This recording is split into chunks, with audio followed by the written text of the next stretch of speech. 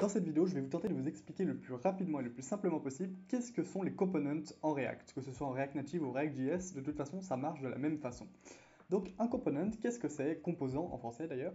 C'est un élément graphique qui compose notre application. Donc il peut se répéter, on peut l'avoir plusieurs fois dans la même page, mais on peut aussi l'avoir qu'une seule fois.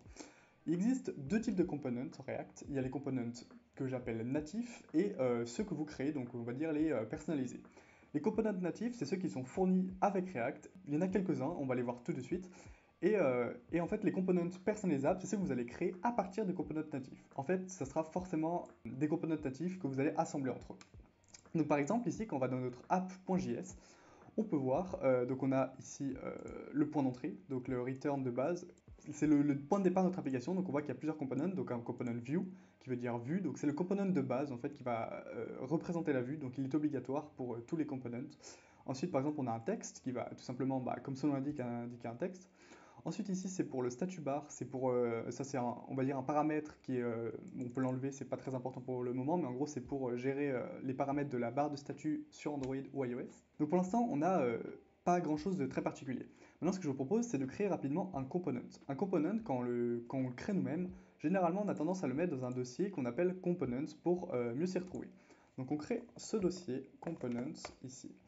Et à l'intérieur, on va créer un nouveau fichier JavaScript qui va être le nom de notre component. Donc par exemple, si je veux faire une petite application de contact, par exemple, je peux créer un component contact. Voilà. Et ensuite, dans chaque component, on va réimporter React, from React du coup.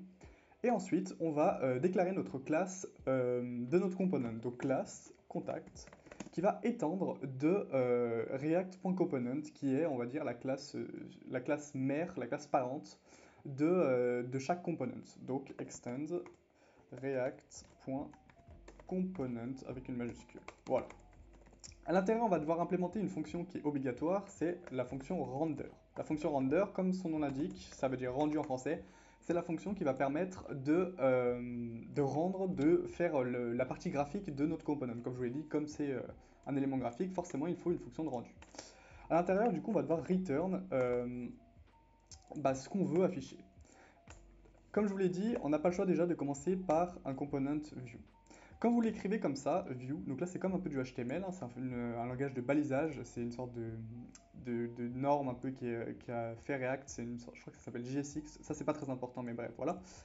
Donc comme vous pouvez voir, view ici, il est souligné en vert tout simplement parce qu'il faut importer chaque component ici, donc import, hop, entre accolade view, from, moi c'est React Native, mais en fonction de ce que vous utilisez, ça peut changer, voilà. Et donc là, on voit qu'il a été accepté. Alors par exemple, je peux faire quoi? Je pourrais afficher du texte, par exemple, et là je mets, je sais pas moi, voici un contact. Hop, pareil, le texte, il va falloir l'importer ici, donc virgule, texte. Donc voilà. Ok. Là, on a un component très très simple qui écrit voici un contact. C'est vraiment très simple, mais voilà. Ensuite, si je veux afficher ce component, qu'est-ce qu'il faut faire? Il faut déjà pouvoir l'exporter. Donc pour l'exporter, on met ça en dessous, export default, et on met le nom de la classe, point virgule. Et là, on va pouvoir l'importer dans notre app.js, ici. Hop, import contact from component slash contact. Et on va donc pouvoir l'afficher ici. À l'intérieur de notre view, on va pouvoir afficher contact, comme ça. Et là, vous allez voir, si j'en mets par exemple plusieurs, on va déjà en mettre un, ok. Et on va l'afficher donc dans notre page web. Voici un contact, comme vous pouvez le voir ici. Maintenant, je vais en afficher d'autres. Donc pour ça, je vais dupliquer. Voilà. Et là, on peut voir qu'il y en a plusieurs qui s'affichent. Donc là, c'est la partie vraiment très très simple des components, comme vous pouvez le voir. On peut rajouter par exemple une image. Hop, donc par exemple asset. Bon voilà, on va prendre ça, vous voyez, le favicon.png, on va essayer de l'afficher à côté. Il y a un component natif qui s'appelle image, d'accord, qui prend un des props, des propriétés. On verra d'ailleurs ça dans la prochaine vidéo, les propriétés. Pour l'instant, sachez juste que c'est des attributs, des paramètres qu'on passe au component. Et là, on passe une fonction require, d'accord? Require qui veut dire qu'on veut récupérer ses requis, en quelque sorte. On veut récupérer donc notre image. Donc dans // pour remonter d'un dossier asset favicon.png. Okay. Et on va lui donner une taille. Donc pour ça, on fait un style, d'accord? on ferme ça. Alors juste, j'ai mangé une petite accolade ici, qu'on va supprimer là. Voilà. Image, il faut évidemment l'importer en haut comme on l'a fait juste avant. Très bien. Et là, normalement, si je fais ça, hop, on a nos trois images qui s'affichent voilà. Donc on va réduire un petit peu la taille par exemple, ici, en jouant sur le style.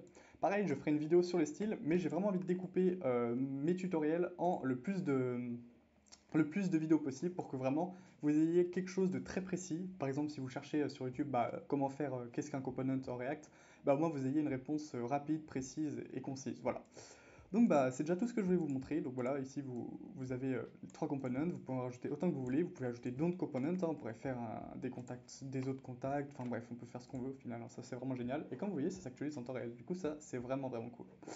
Voilà, voilà, et je crois que j'ai déjà fini la vidéo, c'était assez court, c'était essentiel pour comprendre déjà les bases, et dans la prochaine vidéo, je vais vous parler des props justement, c'est ce qu'on a vu juste ici, vite fait avec l'image, le source égal, nanana, ou n'importe quelle autre chose d'ailleurs. Mais bref, voilà, on verra ça dans la prochaine vidéo. Et si ça vous a plu, n'hésitez pas à lâcher un pouce bleu, ça fait vraiment plaisir, à vous abonner pour pas rater les prochaines vidéos, et moi je vous dis à bientôt pour une prochaine vidéo. C'était Quentin, salut!